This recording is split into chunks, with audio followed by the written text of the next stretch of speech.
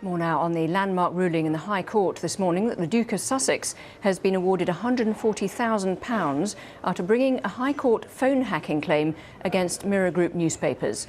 The High Court judge has ruled that 15 out of 33 stories were the product of phone hacking or the product of other unlawful information gathering.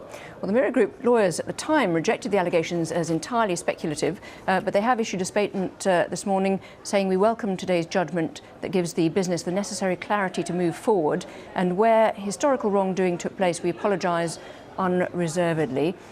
Well, the judge's ruling was expected to extend to more than 100 detailed pages, but we have had a reaction on the court steps from the lawyer representing the Duke of Sussex, David Sherborne. Let's have a listen.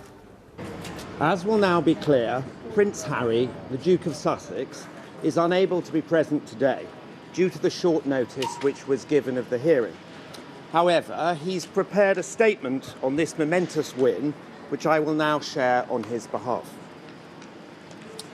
Today is a great day for truth, as well as accountability.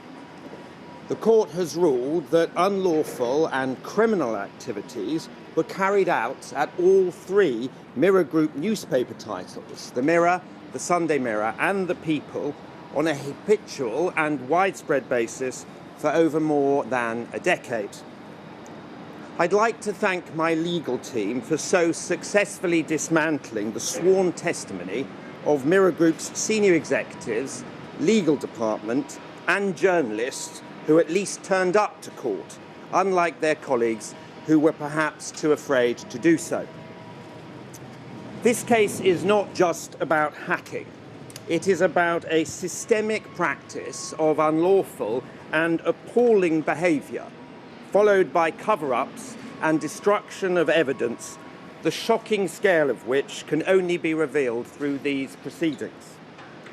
The court has found that Mirror Group's principal board directors, their legal department, senior executives and editors such as Piers Morgan clearly knew about or were involved in these illegal activities. Between them, they even went as far as lying under oath to Parliament during the Leveson inquiry, to the Stock Exchange and to us all ever since.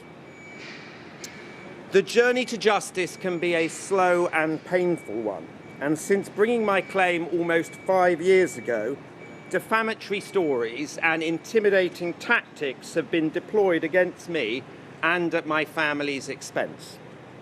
And so, as I too have learnt through this process, patience is in fact a virtue, especially in the face of vendetta journalism. I hope that the court's findings will serve as a warning to all media organisations who have employed these practices and then similarly lied about them. Mirror Group's actions were so calculated and misleading that their pattern of destroying evidence and concealing their unlawful behaviour continued into the litigation itself, and as the judge has ruled, even to this day. I am happy to have won the case, especially given that this trial only looked at a quarter of my entire claim. Even on just that, it is clear Mirror Group's persistent attempts to suggest that my claim was, to quote their counsel, fantastical, in the realms of total speculation, and there was simply no evidence at all to suggest I was hacked. Zilch, zero, nil, nada, niente, absolutely nothing. All of that was total nonsense and was used maliciously to attack my character and credibility. However, as Mirror Group intended, those hollow sound bites were blasted across front pages and across online platforms and into the next day's morning television shows. The court has in fact confirmed that all four claimants were subjected to voicemail interception and unlawful information gathering, but no one would have believed that was the case given how this trial was covered in the UK. My commitment to seeing this case through is based on my belief in our need and collective right to a free and honest press. and one which is properly accountable when necessary. That is what we need in Britain and across the globe. Anything else is poisoning the well for a profession we all depend on. The acts listed in this judgment are prime examples of what happens when the power of the press is abused. I respectfully call upon the authorities, the financial regulator, the stock market, who were deliberately deceived by Mirror Group, and indeed the Metropolitan Police and prosecuting authorities, to do their duty for the British public and to investigate bringing charges against the company and those who have broken the law. Today's ruling is vindicating and affirming. I've been told that slaying dragons will get you burned, but in light of today's victory and the importance of doing what is needed for a free and honest press, it is a worthwhile price to pay. The mission continues. Thank you very much. That was David Sherborne there, the lawyer acting for Prince Harry, reading out a statement in reaction to this case. Live now to our Home Affairs correspondent Tom Simons, who's outside the Royal Courts of Justice in London. And Tom, the judge said there was extensive phone hacking in his ruling, and even to some extent, he said, during the Leveson inquiry into media standards. So he's really quite a strong statement there about what was going on. Absolutely. People will remember that public inquiry back in 2011, 2012, when this was really the topic of the inquiry, is what journalists and private investigators were doing unlawfully. And he's now saying, this judge, that during that period, newspaper journalists were commissioning people to do unlawful things, possibly while the Leveson inquiry was on the television screens in their newsroom. And I think we also have to talk about the findings here about Piers Morgan, the former Daily Mirror editor between 1995 and 2004. The judge has found, and we're still getting through this, but the judge has found that Piers Morgan knew about phone hacking and was involved when he was editor of the Daily Mirror. He said that evidence about Mr. Morgan's involvement was credible and had not been countered by the Mirror Group's barristers in court.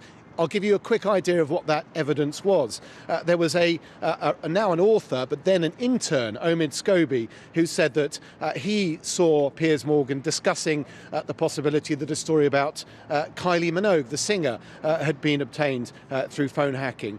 Another witness gave evidence that Piers Morgan had told the chief executive of BT at a lunch that he should be careful to tell his customers to change their PIN numbers, because otherwise journalists could get into their phone mail messages.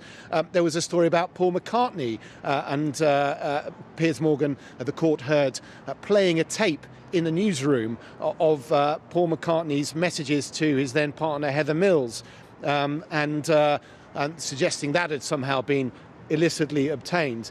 And then finally, a really important story, a story about Prince Michael of Kent, which the newspaper, the Daily Mirror, front page story, Prince's bank crisis, about his debt problems.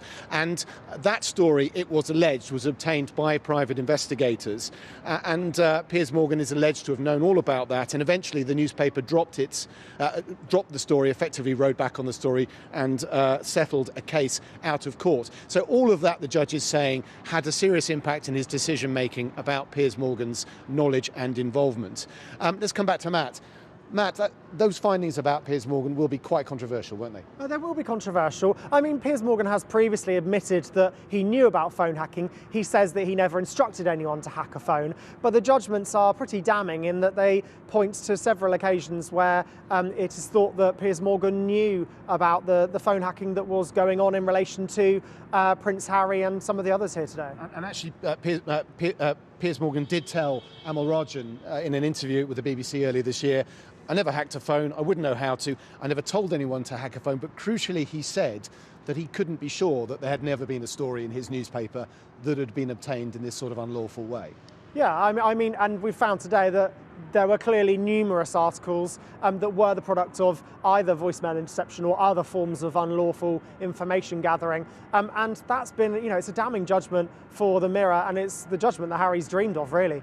Matt, I'm going to let you go in a sec, but just give me your final upsum of how big a victory you think this is for those, not just Prince Harry, but those campaigners who will also be considering legal actions against newspapers. That's right. I mean, Harry came here today to show that there was voicemail interception in relation to him, his friends and his loved ones, and other unlawful forms of information gathering. He's come here and he's done that. The number of articles that he's proved it in relation to is by the by, really. He's been awarded a significant amount of damages, and that will no doubt encourage the 100+ others who are lined up waiting to bring a claim against the Mirror. Matt Gill, thank you very much. Matt Gill, who's a media disputes lawyer at Howard Kennedy, thank you very much for helping us out with understanding all of this legal process today. That's it from the courts. No doubt there will be people in the media industry and in the legal industry digesting this judgment today, a highly significant judgment. It's very unusual to have a trial, very unusual to have a judgment like this at the end of a trial, and in many cases, one imagines, in the future will rest on it. Back to you. Tom Simons, thank you very much indeed.